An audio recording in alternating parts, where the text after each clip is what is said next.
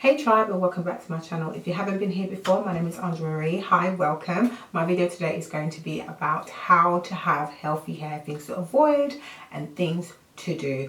This is not specific to relaxed hair. These are just the general rules I feel should be like the basic things that you need to have a good hair care. Try to keep up. Some of these might not be for you, but it doesn't matter whether you've got natural hair, relaxed hair, texture release hair, whatever. This applies to everybody. One of the main things that I want to get out of the way, and it's the first thing on the list, is you need to wash your hair frequently. I don't know why our community is so obsessed with dirty hair, but slowly but surely a lot of us are realizing that clean hair is the way, especially if you have really bad scalp, if you've got excessive dandruff. You need to wash your hair frequently, and by frequently I mean every 7, 10 or up to 2 weeks. It doesn't matter what you do to your hair, that's the guideline, and you will see that your hair will thrive if you keep to those guidelines, especially if you wash your hair between 7 to 10 days. That's when your scalp care is at its best. We lose a lot of moisture every day after a wash day, so by the latter part of 7, 10 or 2 weeks, your hair's already lost a lot of its hydration, and wetting it is not going to hydrate it back. All you're doing is just splashing water on hair that's dirty, especially if you've got natural hair. I know the naturals love to do that, but if I were you, I would try to wash my hair as frequently as up to 2 weeks, and you will find that detangling will be easier, washing will be easier, and you will just find that your hair will do what you want it to do. Number 2 is conditioning your hair properly. And a conditioner and a treatment are two different things. Condition is just a lubrication of your hair, sometimes to help you detangle your hair. It's a step after washing your hair, whereas a treatment is a targeted treatment to help your hair, whether it's dry or it's not, soft enough. Those are the guidelines that we normally have. Sometimes you have a protein slash moisturizing conditioner, and those can be combined, but what you want to do is you want to make sure that you condition your hair at every wash. And then if and when you need a treatment, i.e. if you have processed hair like myself, you will need to do treatments a lot more often. Why? Because you have processed hair. If you have colored hair, processed hair, you need to treat your hair. If your hair feels dry because you've taken it out of braids, you need to treat it. If you have worn locks for an excessive amount of time and then you pick out your locks, you need to treat your hair. So I want to infuse the community to make sure that you treat your hair when you have done something to your hair. It's not always necessary to do a treatment when you haven't done something to your hair. For example, myself, I've relaxed my hair. A treatment will be needed a lot more frequently than when I was natural. So I am on top of my treatments to keep my relaxed hair healthy, even though it's about 1 inch long. And I say this to all my clients who have relaxed hair: you need to upkeep your treatments because you've processed your hair. And for those that are relaxed and also coloured, same applies to you. If you've coloured your hair and you're natural, same applies to you. You need to treat your hair for the things that you have done to your hair. But if you are a person that upkeeps with the wash frequency and hydration in your hair, all you need to do is to condition it to upkeep with your hair's moisture. Does that make any sense? If you have hair thinning in any shape or form, whether it's your worn braids and your edges are going, if you have thinning happening, which is hereditary, whatever it may be, first go and see somebody about it. But do not be afraid to use minoxidil. Again, do not be afraid to use it. A lot of women are afraid to use it because they want to say that it's for men. I recommend, and I've also spoken to dermatologists and trichologists about this, I recommend you using 5% minoxidil. There's nothing wrong with treating a problem when it occurs. So if you have hair thinning, start using minoxidil in your hair to make sure that you replenish that hair back and you grow your hair back and you start being healthy with the hair. No amount of castor oil or any oils is going to bring that hair back the way minoxidil will. Another thing that I live by, and I get these little nuggets from, if you are in America, TJ Maxx will probably be the place you get it, or Amazon. I get my microfiber towels from Amazon, and I have a few turban towels which I think are a dream. They are amazing. They are amazing. And I use them for the whole family. So microfiber towels are what you need. They will soak up the excess moisture in your hair so fast, and you will be able to not be dripping around in your house. Just whack one of those on, do what you need to do, and then style your hair. I love microfiber towels. I say this all the time. There's different ones.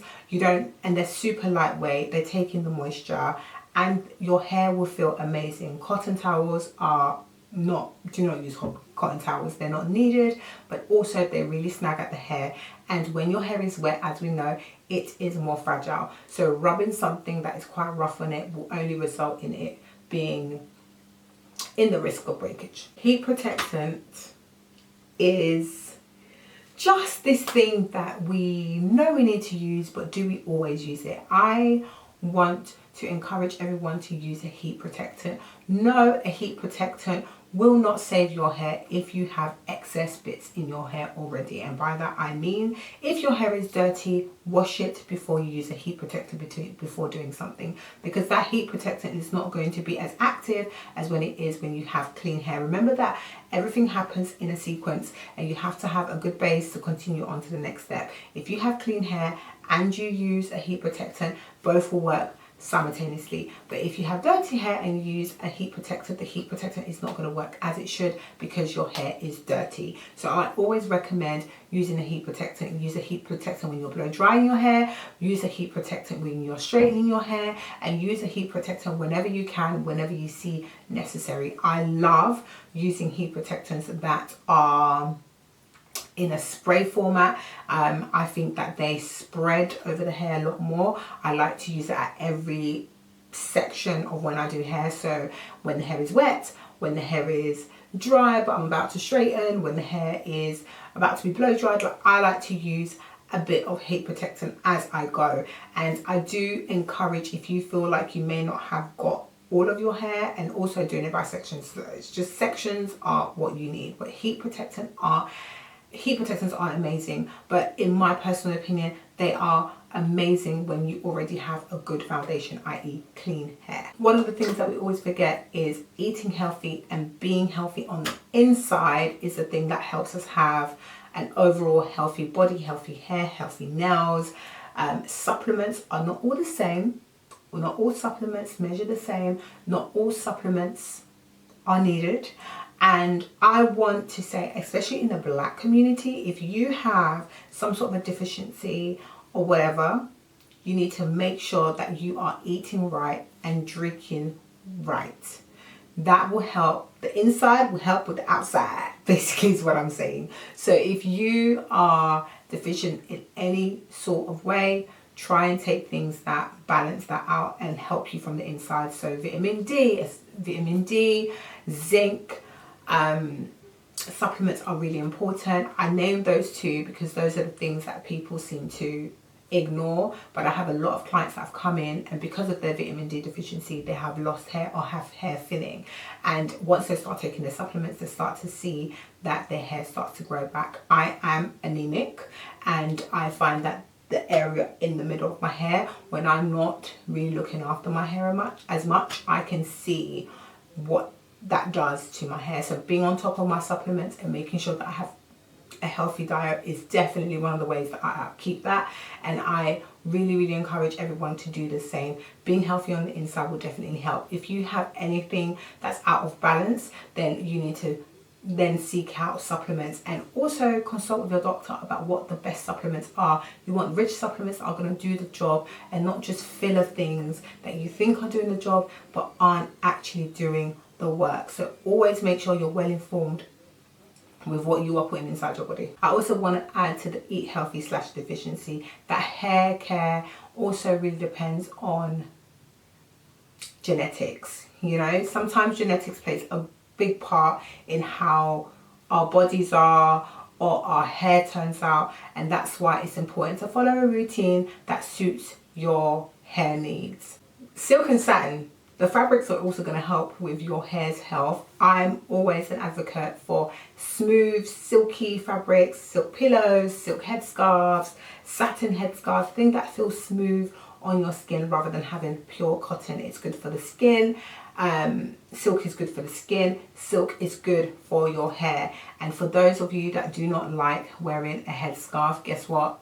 You can still get away with just slipping and sliding on that pillow. So where you can, have a silk scrunchie. Where you can have what I like to call the silicone hairbands. Those are amazing. They don't snag as much as cotton and elastic hairbands do. Now some of the things that you guys need to avoid, and when I say avoid, I mean run, don't do it. Number one, leaving conditioner on your hair overnight.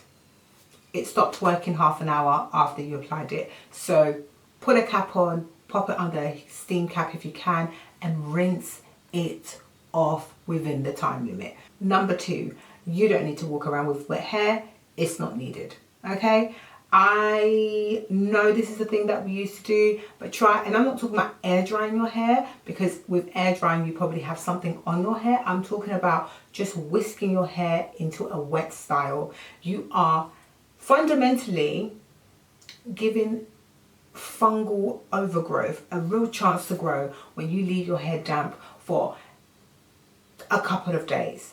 Always dry your hair, just dry it. Don't leave your hair wet when it doesn't need to be. I completely understand that sometimes we have to rush out and we just don't have the time, and if that's the case, then obviously you can do that, but please reduce the amount of times that you just leave your hair wet. I never leave my hair wet. My hair is dry within the time it needs to be dried, and I can count on my hand the amount of times I've walked out of my house with damp hair. First of all, I hate wet hair on my, like the feeling of wet hair on me. So if you can, especially if you've got longer hair, dry your hair. You don't have to rake your hair with a blow dryer if that's not what you want to do and you are afraid of heat, but stretch and blow drying is always going to be better than leaving your hair wet. One of the other things that I've also noticed in our community is that we do not detangle our hair properly, and I can give you a big tip that's going to help everyone. Always make sure that you section that hair when you detangle it. Put a conditioner on there. If you're taking your hair out of braids, detangle. If you are doing anything really, especially if you are natural and you do like a wash and go, the one thing I used to do is I used to wash my hair, but then at the conditioning stage I used to detangle my hair properly. Your hair will shed a little bit, but it's only the hair that's supposed to shed that will shed. And piggybacking off of that little comment, make sure you learn how to detangle your hair properly. Don't start from the roots, start from the ends, work backwards. But if you are blow drying, make sure that you go from the roots down. That's how you blow dry. The last one of this list is going to be the infrequency of washing the hair. Now, I know I'm going backwards, but that's a big don't. Leaving your hair dirty for an excessive amount of time is not going to give you the results that you think it's going to give you. Dirty hair will never thrive, and for those that say dirty hair, their hair has grown through dirt, it will grow quicker if your hair was clean. I just feel like our whole bodies have a wash every day, so giving our hair a wash as frequently as we can is a must. Dirty hair will not thrive the way you think it does, so always try to wash your hair frequently. I hope you enjoyed this video and you got some information. If you would like to have any more information, I am going to do a lot of these tip videos and I'll be breaking them down. So if you want to hear anything more, then please leave the comments below. But otherwise, thanks for watching. Okay, bye.